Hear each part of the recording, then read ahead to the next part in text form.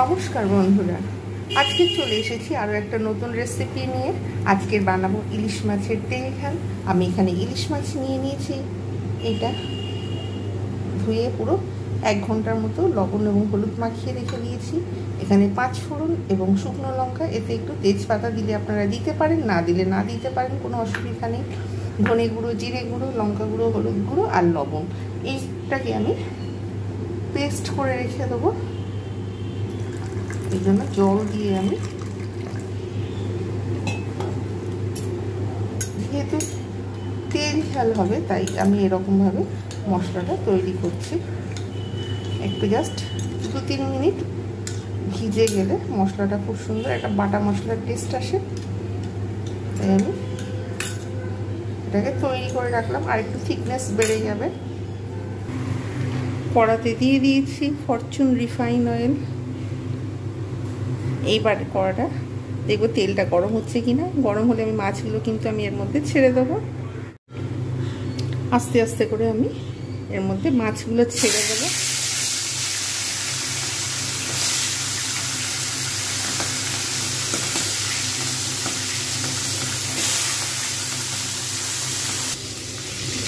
এরকমভাবে 1 পিঠ হয়ে যাবে ভাজা, তারপর আমি আরেক পিঠে ভাজবো। যতক্ষণ পর্যন্ত না 1 পিঠ ভাজা আছে ততক্ষণ পর্যন্ত আমি কিন্তু অপেক্ষা করবো।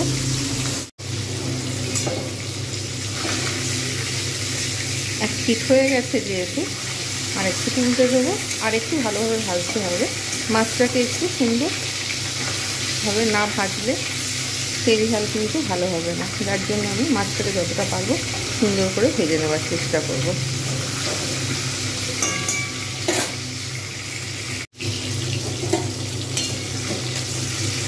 যেহেতু তেল ঝাল সেহেতু তেলের পরিমাণটা একটু বেশি লাগবে।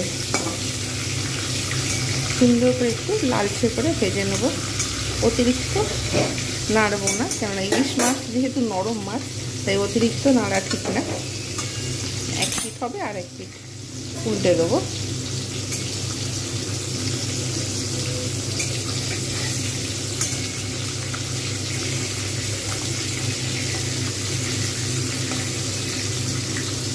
আমি এইরকমভাবে একটু ভালোভাবে ভেজে নেব,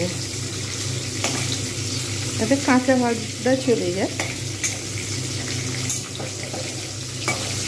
ইলিশ মাছের তেল, ইলিশ মাছ যেহেতু একটা সুন্দর একটা টেস্টফুল মাছ, তাই এটাকে যেমনিভাবে রান্না করা যায় তেমনিভাবে ভালো লাগে। আদা রসুন দিলে টেস্ট অনেকটা কম হয়ে যায়, তাই জন্য আদা রসুনটা সহজে ব্যবহার করা হয় না। ব্যাস এইরকম অবস্থায় ভেজে রেখে দিলাম। এইবার কড়ার মধ্যে আমি 5 ফোড়ন আর শুকনো লঙ্কাটা আমি দিয়ে দেবো। আঁচ কমিয়ে রাখা রয়েছে।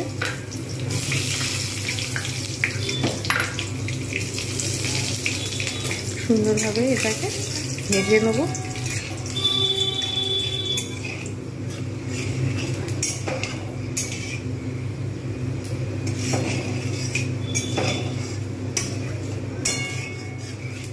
তেল একটু বেশি দিতে হবে, যেহেতু তেল ঝাল বলেছে সেহেতু। এইবারে আমি এর মধ্যে দিয়ে দেবো,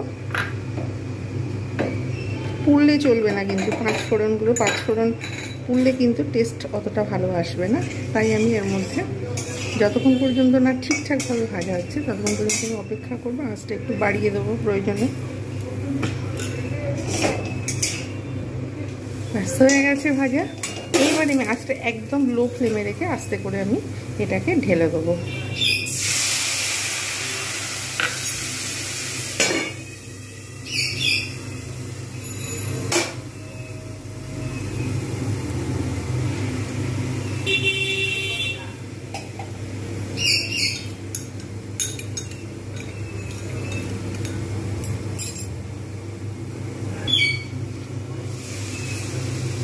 খুলে নেবো। এবারে খুলে নিয়ে এবার আমি এর মধ্যে বাটিতে ধোয়া জলটা আমি ওটা দিয়ে দেবো।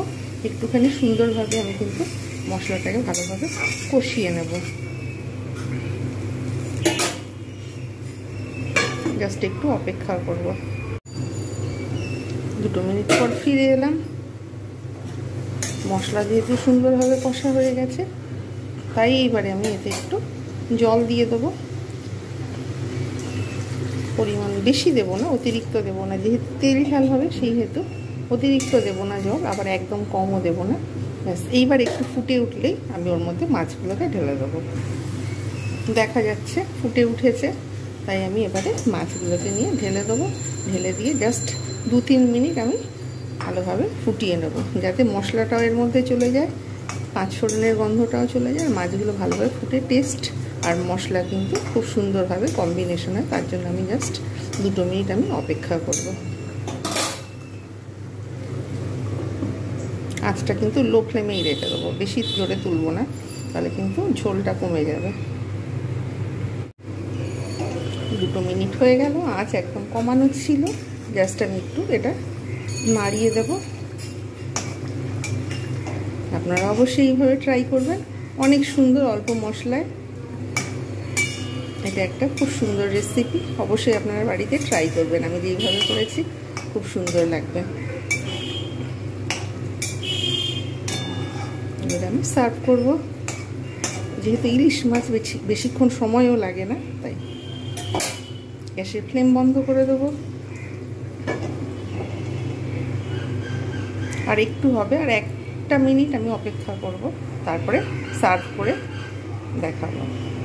তৈরি হয়ে গেল বাঙালিদের একটা সুন্দর ডিশ, ইলিশ মাছের তেল ঝাল। আপনারা অবশ্যই বাড়িতে ট্রাই করুন এবং স্টিম রাইসের সঙ্গে গরম গরম পরিবেশন করুন, খুব ভালো লাগবে। আর রেসিপিটা ভালো লাগবে অবশ্যই লাইক, কমেন্ট, শেয়ার এবং সাবস্ক্রাইব করতে ভুলবেন না। নেক্সট টাইম আরও একটা রান্নার নতুন ভিডিও নিয়ে আপনাদের সামনে উপস্থিত হব। প্রত্যেকে ভালো থাকবেন, সুস্থ থাকবেন। এতক্ষণ আমার সঙ্গে থাকার জন্য আপনাদের জানাই আমার তরফ থেকে অসংখ্য ধন্যবাদ।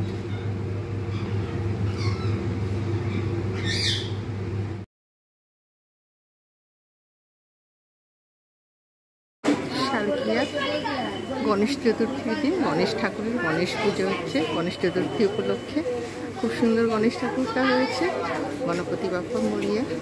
এখন কোনো গান চলছে না, আমি বেরিয়েছি তাই একটু ছবি তুলে নিলাম। জয় গণেশ।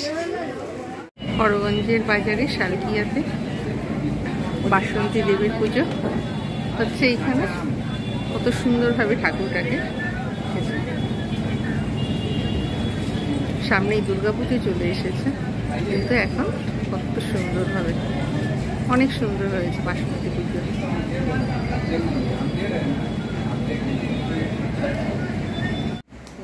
সকালবেলা এরা চলে এসেছে, এখন সকাল 6টা বাজে, সেই খেয়াল ডাকাডাকি শুরু করে দিয়েছে। হালকা বৃষ্টি হচ্ছে।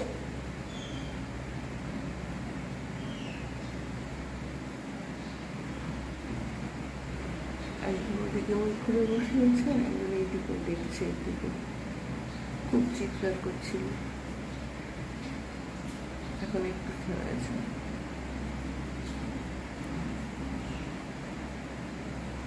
প্রায় আসে আর এরকম ডাকাডাকি শুরু করে দেয়।